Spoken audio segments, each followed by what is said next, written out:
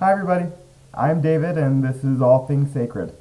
So let's see if we can't go ahead and finish the rest of the Major Arcana, finish up the tarot deck as a whole, bring this thing to a close.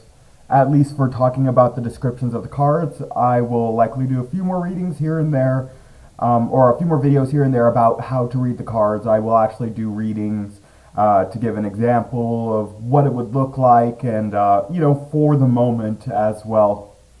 But the descriptions of the cards will probably end here. I'm likely to make another course on them that's private so that we could discuss the cards more in depth and actually start to apply some of their meanings to your own life. But until that point, which is at some point in the next year, I'm planning, this will be the main description of the cards. But I'm always more than happy and ready, willing to discuss the descriptions of any of them, go in depth here on the YouTube channels for the cards, or you could private message me as well.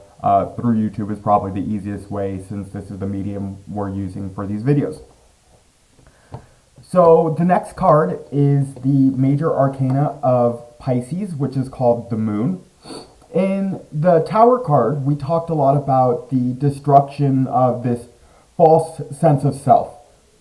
These false identifications that have only worked to bring us to this place of entrapping ourselves and losing our emotional attachment, or maybe not attachment, but our emotional connection, our communication with the world, and not really having air to breathe, not really giving ourselves the time and attention needed, the nurturing that we need so that we can truly become happy and healthy. The Tower is made up of all these materialistic desires, all these goals and ideas about who we are and what we should be. But the Tower ultimately comes crashing down. That's the nature of the card, and people can keep their walls up for a very long time and hide behind just broken pieces of the Tower even and feel somewhat secure, although, they're living a life based on fear. So there's not much security that is always found there.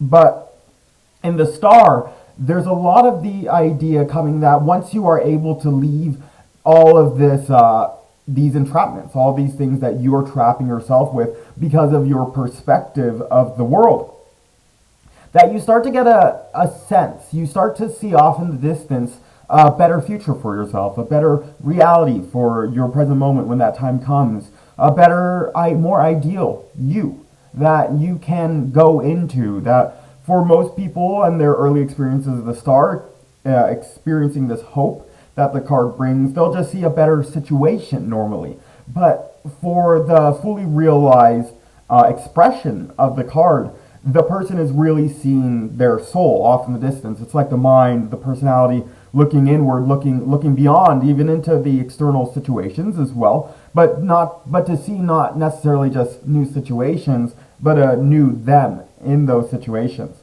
And the reason why I bring that up, why I talk about that in the Star card quite a bit, is because to get to that point of really experiencing the clarity that the sun brings to show you who you really are, there is a long road to get there, found in the Moon card. And in this card, we really have to remember all the things that were truly valuable to us, that didn't go into the construction of the Tower, but were actually tools, the qualities that allowed us to walk away from the Tower once it fell. Those things, our own personal sadhana, our own personal meditation practices, our devotion, our non-attachment, our renunciation, all the things that brought us to believing that we found this realized self in the Art card, and then realizing that we weren't as strong as we thought in the Devil.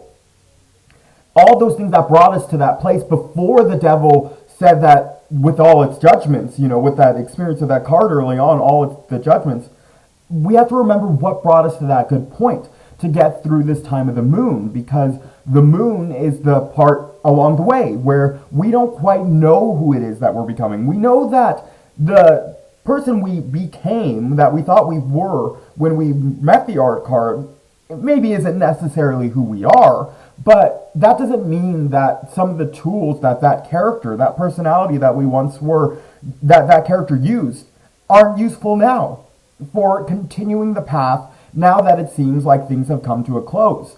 And that's really of the nature of Pisces, because Pisces is the final sign in the zodiac. And so it has a sense of things already being over, kind of, when we get to this point, because you see that idealized self in Aquarius, and it almost seems like it's real because you're able to move forward based on that, of trying to achieve that. But then you move into the moon, you move into Pisces, and it's as though it's like, well, what next? I thought things were done. What's going on? What's to come next? And it can be a very uncomfortable and a very difficult time for a lot of people. In the imagery that I talk about, I say that the star's light is up in the sky, and that our pull towards it, towards that new life, towards that new self, is so strong that it actually draws us up into the sky, and we walk out into space towards that star to become that being.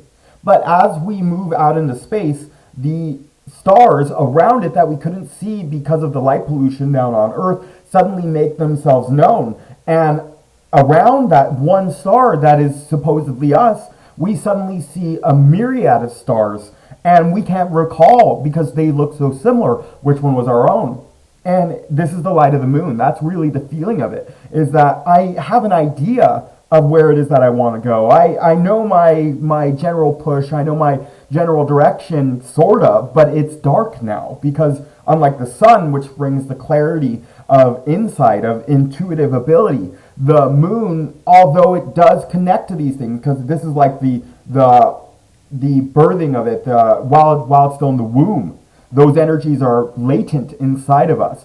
But we have to carry on. We have to remember the things that were good for us, the things that were of value for us on our path. And the reason why I'm talking so much kind of about like how to get through this card is because it's a long and difficult card. The cards, I've only talked about a little, but the cards have almost like a length to them. When a person comes into the influence of the moon, for example, the experience of it is oftentimes very lengthy, because until one can really get to that questioning uncertainty of the moon's experience, of this card's experience, then it won't be expressing itself in a real way.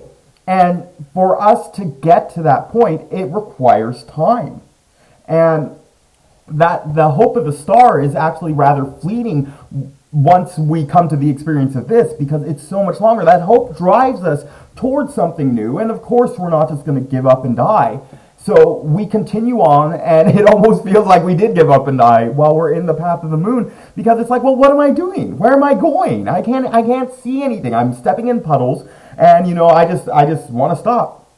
But the secret that I've really learned about this card, why I emphasize so much that one has to continue applying those good virtues that were virtues for them on their path. I want to emphasize this is very, the path of everyone is very individualized.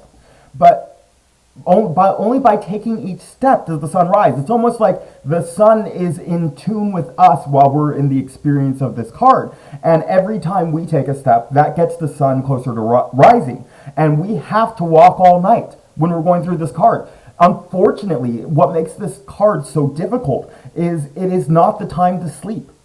Even though it's the moon, even though it's the night, this is not the time to sleep. We are not in the area to rest. We are not in the area to fall down, because it's a very precarious time before the clarity of the sun can really shine. We can't give ourselves to the temptations that might be found in the darkness.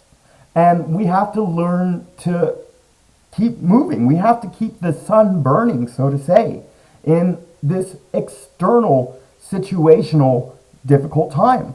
We learn these lessons in the Hermit. The Hermit showed us how to go inside and find a dark place within us, but a dark, isolated, and comfortable place, a meditation space.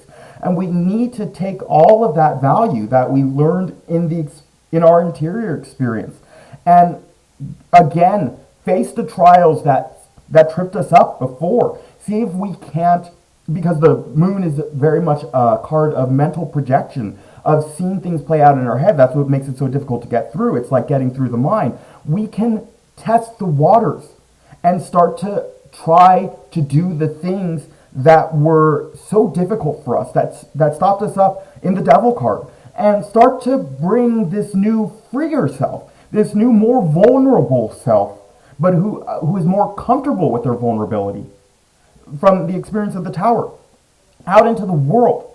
Try to apply those things that you are so scared of, because by the time you're done with the moon, you will have overcome all those fears. That's really what is the major obstacle, the major gate, as you can see, that we have to get through. It's a fearsome gate, and it's frightening in the dark, extra so, more so. The fact that, because it's frightening already. But when you're in the dark, it looks like there might be all kinds of devilish creatures waiting around to stop you in your tracks. And sometimes it seems like that's the case when you're going through these gates. But more often than not, it's just a night critter, like something the size of a squirrel, a rodent of some sort, that scares you in the night. And you realize when you pass through this card, the real power of the card is that you no longer have your fears. You become liberated from those. That's this is an integral, a very important part that we have to, take into ourselves. And there's a reason why it's so late in the path. We've learned how to, to mend, to balance all different aspects of our being. But fear has been saved here till the end. And really, when you finish with this card, when you go through the experience, you're liberated. If this is more focused in a materialistic person's reading, then your fears concerning a situation are eradicated when you can overcome this card. If this card shows up, it likely means that there are fears concerning a certain situation.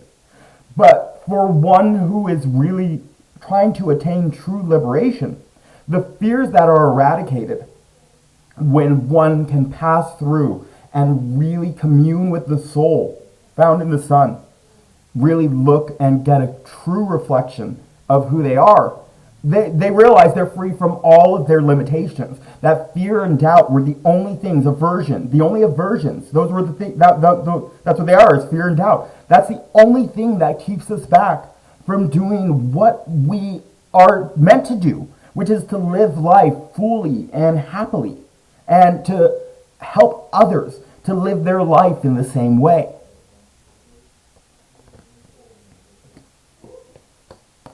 But with each step, as I said, that you take during the moon's light, you cause for the sun to rise. And you can even see here on the bottom of the card that the sun is in the card too. It's that hidden energy at that point. It's very latent. But when one does pass through those gates, it's unexpected. When you're traveling in the dark, when you're traveling and you have to go all night. The ends of the night, it seems like the night could go on forever, especially as it gets darker right before the dawn. But the dawn appears piercing and suddenly, unexpectedly. And that's the nature of how the sun appears in a person's life when they go through the experience, the path of the tarot. The experience of the sun very much is just a sudden realization. It has the nature of an epiphany when one experiences it, and they can see, if this is just about a situation, they can see insight on the entire situation as though they're looking at it from an outside perspective.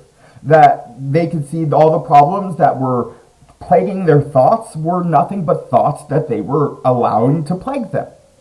And the sun, really, for the realized being, is the mind is able to really look, the whole self is able to turn inward, kind of like, do this paradoxical shape. I can't even, it feels like an implosion. You bring yourself and you're looking inside, and it's like you see outside, because you see the expanse of your true self inside. The sun is the soul. It is the seat of the soul, at least. It's what our perception, what our senses can take in as the experience of what it might be like if the soul had a look. If you could see it with the senses normally, it would seem like a bright light. And this light is purifying. This light brings a great sense of bliss. The experience of the sun is very much the experience of Sat Chit Ananda, when one purifies all the dross that they have attached to them and comes to see the true vision of this. This is what purifies it. It's just by meditating on this light within your very being. It is your source of vitality here in the physical world. And it is the vital force from within you that is taking part in this creation and sharing with vitality with all things. This is the bright light of the sun that brings insight into your own mind, into untangling the knots that we have built within ourselves that keep us from experiencing this all the time. This is the bright light in the depth of the dark meditation.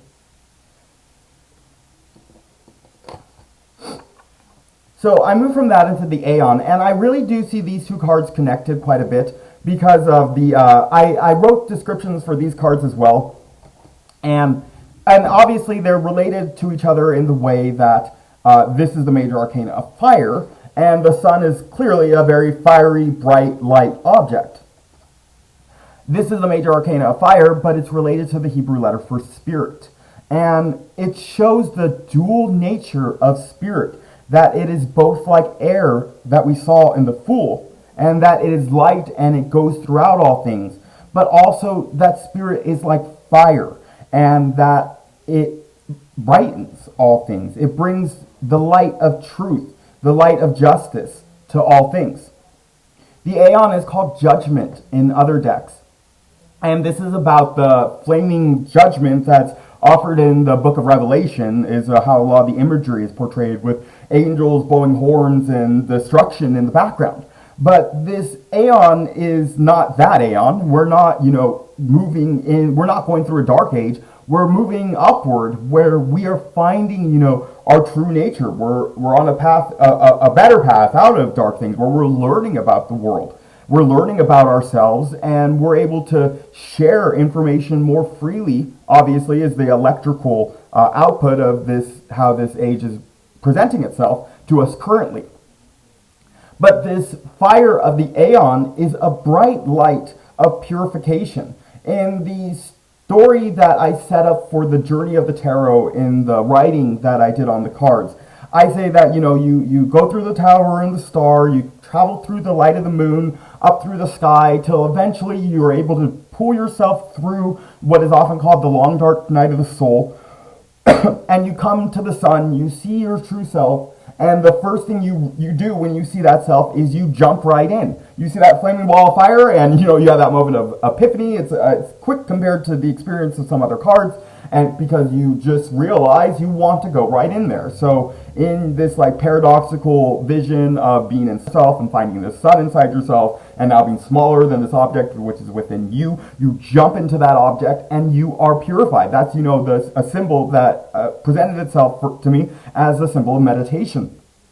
And that purification that you undergo while you are deep in meditation, while you are experiencing the truth of your immortal soul nature, is found in the imagery and the symbolism more so, because I'm not talking too much about the imagery, I will a little bit, but the symbolism of the Aeon.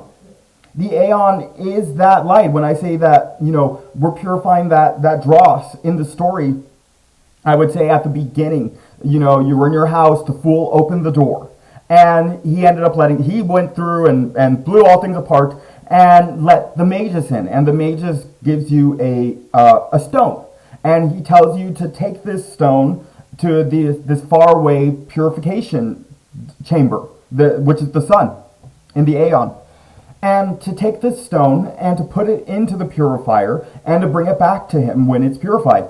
And in the story, you take this stone all the way here and you jump in with the stone, because it's the only way for you to make sure you retrieve it so that you can bring it back to the magus in the next card, the universe.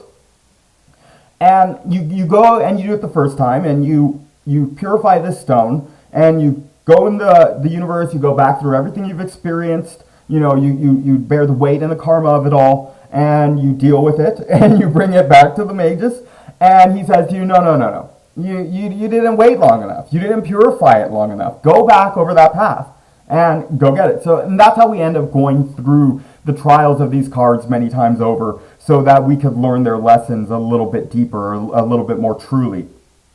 And so we take it back, and now the stone is purified a little more, and we start to see that there's actually some gem underneath it, some sparkling crystal of some sort underneath it, and so we recognize ourselves probably at that point that we need to purify, and so we purify it to the point, which is quite a while, where we can see the entire thing to look like a gem, not necessarily a beautiful one, but we're ignorant of how stones should look at this point. So we take it back. He's like, no, it doesn't have its luster. It needs a greater shine. Bring it back to me when it's ready. And you go, and you take this stone, which is you, which is your all of your attachments to this world, all the things that are keeping you from realizing what you really are underneath, is all the impurities in this stone.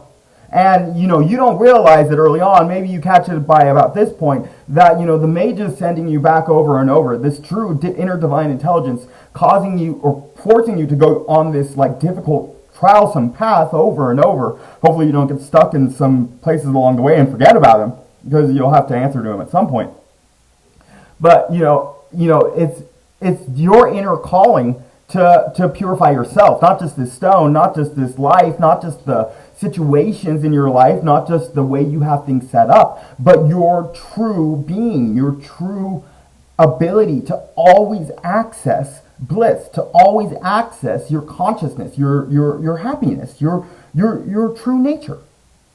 And so we take the stone and we get it beautiful. We now we understand, we think, that it's purified beyond, any imperfection. And if we do it anymore, we'll just burn up, we think, or something. We're sitting here in the realm of fire, and we still think that if we sit too long, we'll just burn right up, even though this is the purifying fire of spirit. And so we go again, we go in the universe card, which I'll talk about in a moment, bring it back to the mages, and he tells us, no, that's still not good enough. And so we take it back one final time, and we purify this thing and ourselves till there's nothing left but its essence, its subtle essence. And that's when we are really purified enough, because we will have something that is inexpressible, that can't be said in words, can't be shown, can only be experienced, something that is unto itself, its own thing, that you can't truly share, only glimpses of with people. This is what we have to achieve. This is the goal that we have to attain, is to get this life to a point where our meditation never ends, because there's nothing holding us, not even the idea of a stone, to keep us here. And we live almost as if in two worlds. A world that we can see, and one that is purified from the things, or all these distractions. And that's the real experience of the Aeon, that I can, it's a sense of true newness. But how can you find or achieve something that always has the state of newness? That's as good as I can come, as close as I can come to what this is like, is a experience that is always new and always beautiful, always blissful, even when it's ugly. It's always as it should be.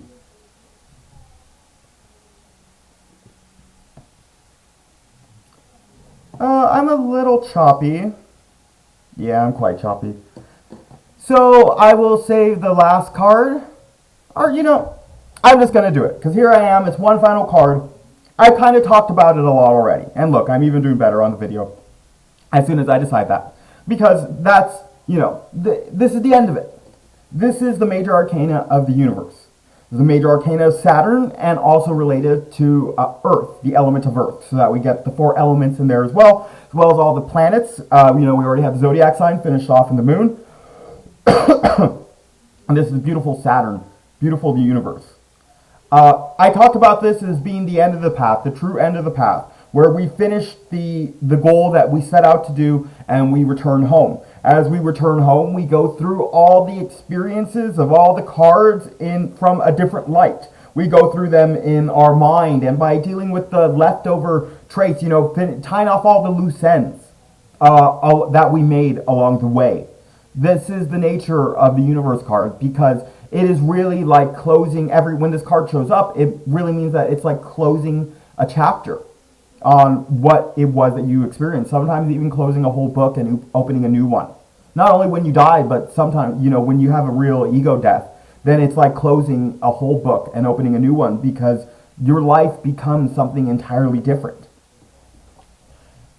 I don't necessarily feel like I should say a lot about this card. It really is the universe. It really is the idea of the fullness of everything, of taking in all that we have experienced and putting it into a condensable version that, is still pretty massive, because you can only condense things so much. And really taking that into, so that we can free ourselves from it, so that we can let go of this part. This could be a difficult card for people. It is the major arcana of Saturn, and if these cards have time lengths, this could be a huge card for a lot of people. For, in another sense, it can be infinite. It could be massive in the best light. But for other people, it can be massive in a negative light, because the things that they have done with their life, the experiences that they have gone through the previous chapter of their books, have often left a lot of obstacles, a lot of negative things in their way for even getting back home, let alone making your way back to the purifier of the Aeon. This could seem like an insurmountable obstacle to chapters, to let go of certain things, to finish certain things off. It can be impossible for many. When an individual finds the universe as infinite in a beautiful way, it becomes a transcendent thing. It's no longer heavy. It doesn't take up any time. The experience of the universe becomes this ability to tap into the cosmic consciousness, to really expand one's perspective, so that they're not just focusing on the small experiences of their life and good and bad of what it brings, but rather focusing on the cosmic perspective and practicing devotion or philosophy, or working non-attached, or doing energy exercises, so that we can feel the cosmos within us, really taking on the personality of the cosmos, and taking all that it has to offer as our truest self, as just us, being a larger extension of us just being a digit on the finger of the divine beauty, the divine goddess, the divine God, the divine expression found as the universe. We are just a small piece of it. We're just, little like fungi off the mycelia of matter. This is a really wonderful card, and I just want to end with the idea that, connecting it to the story that I talked about in the writing, that when we get to this card really is about going back over all of the things that we have gone over. And so we bring it and we have it as a stone, and we have it as a little bit of a smoother stone, and then we come to the universe and we have to go all the way back over, and then we have to bring it back and forth and back and forth. And in those early times, when we come up to this card, it's a lot like we have to literally walk every single step back home. But on the final time around, when one finds this to be light, that there's just light here, that there's just light in the stone, and that it's been purified beyond recognition, because it has no more physical form in the same sense that it did before, then one knows that they're going to come to the universe card as the next card. And instead of coming all the way home, it's almost as though one transcends this when it's truly fulfilled. And instead of coming home, they just open their eyes, and there they are, sitting with an invisible stone in their hand with the magus in front of them. Now an equal. Now looking into his eyes and understanding in his eyes they were always equals. But really being able to see a true mirror reflected in him. And, that brings us all the way back around to the one. From the final to the beginning, zero isn't really even there. And that's the Major Arcana. It's the story of the tarot. That's the description of all the cards. I want to thank everyone for supporting, and this has been a great and wonderful experience. I look forward to expanding this video repertoire, bringing it into different areas. I will be talking about the cards a little bit more. I'll probably be reading the Devi Mahatmyam here soon. I did say I would recite that, and I ended up doing all the tarot cards. So I'll go ahead and recite that. It is a wonderful Shakti devotional text, text for the goddess. And we don't have a lot of that here in the West, so it would be nice to share that with the world. So thank you all very much, and have a wonderful night. Take care.